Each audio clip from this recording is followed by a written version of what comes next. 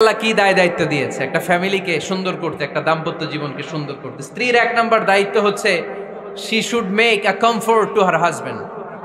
স্ত্রীর উচিত স্বামীর জন্য ঘরটাকে প্রশান্তির নীর বানিয়ে রাখা। কি বানিয়ে রাখা? প্রশান্তির নীর। স্ত্রী হওয়া উচিত এমন যাকে দেখলে স্বামীর চোখ জুড়ায়, স্বামীর প্রাণ জুড়িয়ে যায়, স্বামীর হৃদয়টা ঠান্ডা হয়ে যায়, ঠিক কিনা?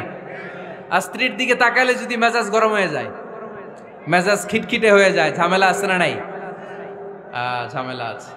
এজন্য মেহেরবানি করে আমাদের বোনরা যারা এমন কোনো কাজ করবেন না যেটা স্বামীর মেজাজকে খিটখিটে করে দেয়, কারণ আল্লাহ তাআলা আপনাদেরকে তৈরি করেছে লিতাসকুনু ইলাইহা।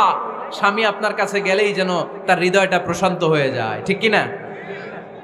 অনেক স্ত্রী আছে না জেনে না বুঝে স্বামীর সাথে এমন খিটখিটে মেজাজ দেখায় যেটা স্বামীর জন্য মেনে নেওয়া কষ্টকর। আমি একটা জরিপে পড়েছি, পৃথিবীর অনেক স্বামী স্ত্রীর কারণে হার্ট অ্যাটাক করে মারা যায়। আছে না নাই? এই তো ভুক্তভোগী পাওয়া গেছে। স্বামীর জন্য একটা ত্রাস হয়ে দাঁড়ায় স্ত্রী, ত্রাস। অনেক স্বামী আছে স্ত্রীর এরকম আচরণের কারণে, অতিরিক্ত প্রেসার ক্রিয়েট করার কারণে স্ত্রীদেরকে ভয় পায়। অবশ্য নীলফামারীর কোন স্বামী তার স্ত্রীরে ভয় পায় না। ভয় পায়? স্ত্রীরে ভয় পান কে কে দেখি?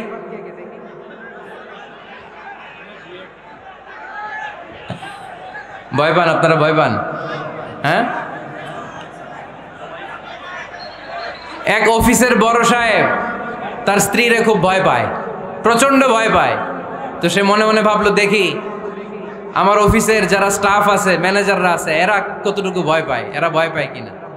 তো একদিন সকালবেলা অফিসের সব স্টাফগুলোর একসাথে দাঁড় করায় বলতেছে, এই আপনারা যারা যারা আপনাদের স্ত্রীদেরকে ভয় পান তারা ডান দিকে যান, আর যারা স্ত্রীকে ভয় পান না এরা বাম দিকে যান।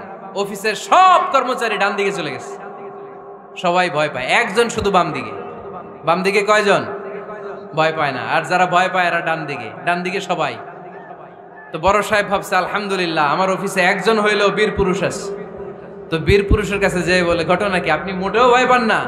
কয়, স্যার প্রতিদিন অফিস করার জন্য যখন ঘর থেকে বের হয় আমার বউ আমারে বলে দেয়, খবরদার সবাই যেদিকে যায় তুমি কিন্তু ওইদিকে যাইবা না, সবাই যেদিকে যায় তুমি ওইদিকে গেলে খবর আছে। বড় সাহেবকে খবরদার, এটা তো আরো ডরায়, ঠিক কিনা? এজন্য বোনদেরকে বলবো, লিতাসকুনু ইলাইহা, এমন ভাবে আপনি আপনার স্বামীর সামনে নিজেকে প্রেজেন্ট করেন যাকে আপনাকে দেখলে আপনার স্বামীর চোখ জুড়িয়ে যায়, হৃদয়টা প্রশান্ত হয়ে যায়, আপনাকে দেখলেই আপনাকে ভালোবাসতে মনে চায়, ঠিক কিনা? এজন্য রব্বুল আলামিন বলেন, আমি নারীদেরকে তৈরি করেছি লিতাসকুনু ইলাইহা, যেন পুরুষেরা স্ত্রীদের সংস্পর্শ যখন পায় পুরুষদের হৃদয়টারে প্রশান্ত করে দেয়। কে? কুরাইশদের মাঝে যখন দাওয়াত দিতেন, সব বিশৃঙ্খলা ঝামেলা গোলমাল শেষ করে রাতের বেলায় যখন খাদিজার ঘরে বিশ্বনবী ঢুকতেন, বিশ্বনবীর হৃদয়টারে প্রশান্ত করে দিত কে?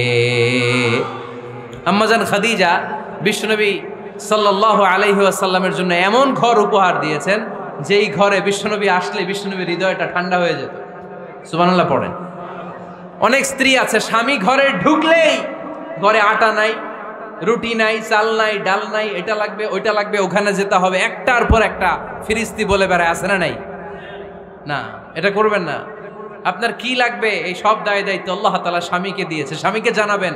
তবে ধীরে সুস্থে, ধীরে সুস্থে স্বামীর জন্য ঘরটাকে এমন করে রাখতে হবে যেন ঘরে ঢুকলেই স্বামীর হৃদয়টারে প্রশান্ত করে দেয়। কে?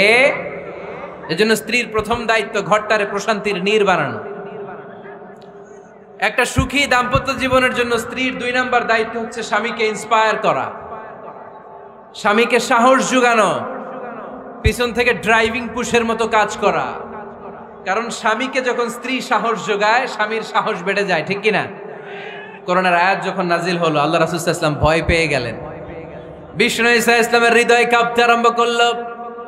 করোনার 5 আয়াত নিয়ে হেরা গুহা থেকে বিশ্বনবী আম্মাজান খাদিজাতুল কুবরা রাদিয়াল্লাহু তাআলা আনহার কাছে চলে আসলেন। এসে ডেকে বললেন, খাদিজা জাম্মিলুনি জাম্মিলুনি, কম্বল দিয়ে তুমি আমারে চাপা দাও, আমার ভয় লাগছে, মনে হয় আমি বাঁচব না। আম্মাজান খাদিজা বললেন, কি হয়েছে আপনার? বিশ্বনবী বললেন, বিশাল বড় একটা লোক কোরআনের 5 আয়াত নিয়ে এসেছে। ওই লোকের পা হেরা গোয়ার মধ্যে, মাথাটা আকাশের উপরে, এত বিশাল সত্তা, বিশাল কোন মানুষ জীবনে আমি দেখি নাই। এসে সে পরিচয় দিয়েছে সে নাকি জিব্রাইল ফেরেশতা। বিশ্বনবী বললেন, মনে হয় আমি বাঁচবো না, আমার জ্বর চলে এসেছে, আমার হৃদয়ের মধ্যে কাঁপুনি শুরু হয়েছে, তুমি আমারে কম্বল দিয়ে চাপা দাও।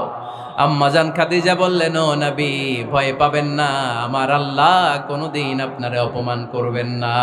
সুবহানাল্লাহ পড়েন। ওয়াল্লাহি ওয়াল্লাহি লা ইউখজিক আল্লাহু আবাদা। নবী গো, আল্লাহ আপনার অপমান করবেন না, কারণ আপনার মধ্যে এমন এমন ভালো ভালো গুণ আছে, এই গুণাবলীগুলি যে মানুষের মধ্যে থাকে তাকে আমার রব কোনোদিন অপমান করতে পারে না। চিল্লায় বলেন ঠিক কি না? নবী হে, ইন্নাকা লা তাসিলুর রাহিমা, আপনি আত্মীয়তার সম্পর্ক বজায় রাখেন। ও নবী, তাসদুকুল হাদিসা, সব সময় আপনি সত্য কথা বলেন। ওয়া তাহমিলুল কাল্লা, আপনি মানুষের বোঝা টেনে দেন। ওয়া তাকসিবুল মা'দুমা, যার উপার্জন করার কেউ নাই, নিজে গায়ে খেটে আপনি তারে উপার্জন করে দেন। ওয়া তুআইনু আলা নাওয়াইবিল হক, সত্য যেখানে বিপন্ন সেখানে আপনি সাহসী সৈনিকের মতো দাঁড়িয়ে যান। সুবহানাল্লাহ পড়ুন। নবী হ্যাঁ, আপনি ভয় পাবেন না, কারণ আপনি এমন অসাধারণ ব্যক্তিত্ব, এমন জনকল্যাণমূলক কাজের আঞ্জাম আপনি দেন, এরকম লোককে আল্লাহ কখনো অপমান করতে পারে? আপনি চালিয়ে যান, আপনাকে থামানোর মতো অপশক্তি গোটা বিশ্বে দ্বিতীয়টা নাই। চিল্লায় বলেন ঠিক কি না? বিশ্বনবীকে সাহস জুগিয়েছেন, এরকম সাহস জোগানোর মতো স্ত্রী আমাদের দরকার আছে না নাই?